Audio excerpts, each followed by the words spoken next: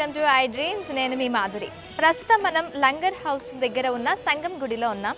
ఈ సంగం గుడి ప్రత్యేకత ఏంటంటే శ్రీరామచంద్రమూర్తి స్వయంభుగా వెలిసిన పుణ్యక్షేత్రంగా మనం చెప్పుకోవచ్చు.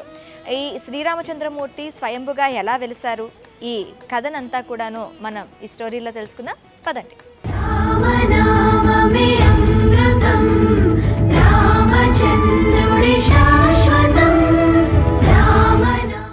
మూచుకుందు మహానది అంటే మన మూసీ నది ఇక్కడ ప్రవహిస్తున్న సంగతి తెలిసిందే. ఆ నదికి ఉన్న ప్రాముఖ్యత ఏంటి, అది ఎప్పుడు పుట్టింది, ఎలా పుట్టింది అనే విశేషాలు కూడా తెలుసుకుందాం. नमस्ते जी. वो मूचकुंद महानदी वो तो अभी तो ये टेम्पल की परिवाहित में प्रवाहित होता है. वो नदी का हिस्ट्री क्या है, वो कब हुआ है, वो कैसे हो जाए हैदराबाद से जाती है. ये मुचकुंदा नदी ऐसा है, ये भारत की तीसरी नदी ऐसा है जो सूरज भगवान के विपरीत चलता है. आप कभी भी कोई सा भी नदी के तट पे जाइए तो नदी जो है सो पूरब से लेकर पश्चिम की ओर चलता है, लेकिन ये नदी ऐसा है जो पश्चिम से पूरब की ओर चलता है. एक मुचकुंदा नदी और एक गोदावरी और एक सरजू नदी जो अयोध्या में है. ये तीनों नदी सूरज भगवान के विपरीत चलता है.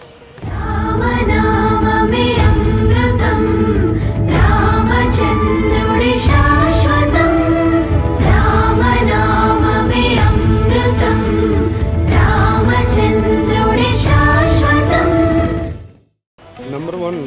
नंबर 2, मुचकुंदा नदी का महत्व ये है, आज भी इस नदी में जो अस्थि विसर्जन करते हैं वो 75% पत्थर में कन्वर्ट हो जाते, 25% हड्डी रहता है. आज भी यहाँ बहुत बड़े बड़े लोग के अस्थि आते हैं. यहाँ महात्मा गांधी का है, इंदिरा गांधी का है, राजीव गांधी का है, संजय गांधी का है, अटल बिहारी वाजपेयी की भी यहाँ पर अस्थि आए थे. ये नदी को बहुत भारी महत्व है, लेकिन आज जो है कभी कभी दुख होता है मन में, इतनी भारी नदी जिसका इतना गौरव हो जो नाला में कन्वर्ट हो गया. अभी नाला ही है पूरा वो, लेकिन फिर भी महत्व देने वाले महत्व देते हैं. एक प्राचीन नीचे शिवालय मंदिर भी हैं, एक सती माता की मंदिर है जहां आज भी लोग कार्तिक पूर्णिमा को आस्था में जितनी लोग की श्रद्धा है वहाँ आके पूजा पाठ करते हैं. एक छोटा सा मैं वहाँ गुंडम बनाया हूँ, उसमें आदमी कार्तिक पूर्णिमा को डुबकी लगा के जाते हैं लोग. अच्छा. हाँ, तो ये नदी की इतनी भारी महत्व है. वो नदी कहाँ हुआ है, कैसे हैदराबाद तक आ रही है? विकाराबाद में अनंतगिरी है ना, वो अनंतगिरी से वो नदी का प्रचलन हुआ. अनंतगिरी से वो नदी चला है. अच्छा. विकाराबाद अनंतगिरी है, वहाँ से वो अनंतगिरी की भी बहुत भारी हिस्टोरी इतिहास है, लेकिन ये नदी वहीं से चला है.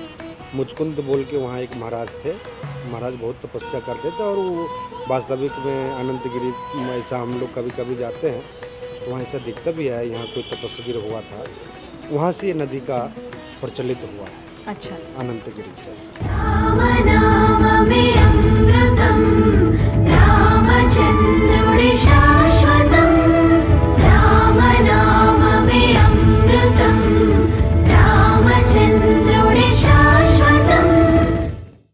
రామదాసు చరిత్ర అందరికీ తెలిసిందే. మరి ఆ రామదాసు వల్లే ఇక్కడ కూడా శ్రీరామచంద్రమూర్తి వెలిసారు అనే సంగతి మనకి ఇక్కడ కథనాల బట్టి తెలుస్తోంది.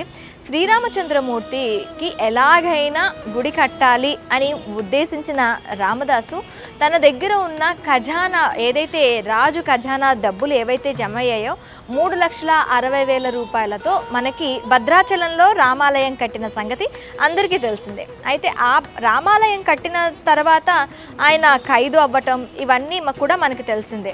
ఎవరిస్తారు అంటే ఎవరి గురించి అయితే నేను గుడి కట్టానో వాళ్ళే వచ్చి ఇస్తారు, అంతవరకు నేను ఇక్కడ ఇలాగే కారాగారంలో ఉంటాను అని చెప్పి రామదాస్ చెప్పడం జరుగుతుంది.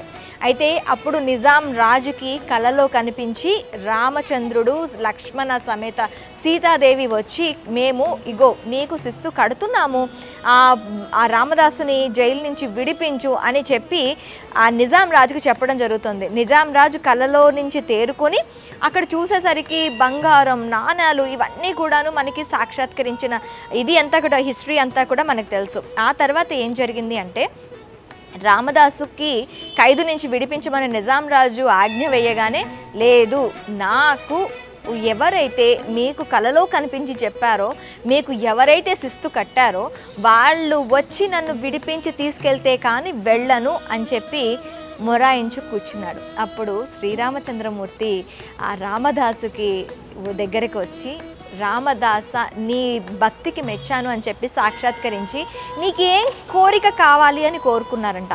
ఆ కోరిక మేరకు మీరు నాకు ఇప్పుడు ఎలా అయితే దర్శనం ఇచ్చారో ఆ దర్శనం ప్రకారమే ఇక్కడ మీరు కొలువు తీరాలని చెప్పి శ్రీరామదాసు కోరుకోవటం జరిగిందంట. ఆ కోరుకున్న తర్వాత అందుకనే ఇక్కడ మనకి ఆలయంలో రాముడు లక్ష్మణుడు కూడాను మీసాలతో ఉంటారు. ఇక్కడ మీసాలతోని ఆ రామదాసు కోరుకునే విధంగా వెలియడం జరిగింది.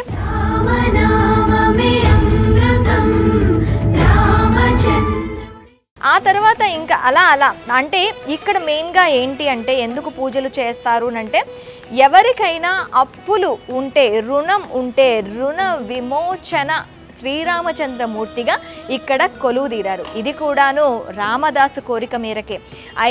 ఎవరైతే అప్పుల బాధలు ఉంటాయో ఆ అప్పుల బాధలు తీర్చే విధంగా, రుణ విమోచన కలిగించే విధంగా ఇక్కడ రామచంద్రమూర్తి వెలేయటం జరిగింది. మనకి ఇక్కడ ఎవరికైనా అప్పులు ఉన్న వాళ్ళు 41 రోజులు 108 ప్రదక్షిణలు చేశారు అంటే వాళ్ళకి మొత్తం అన్నీ కూడా రుణం తీరుతుంది అని కూడాను ఇక్కడ నానుడి.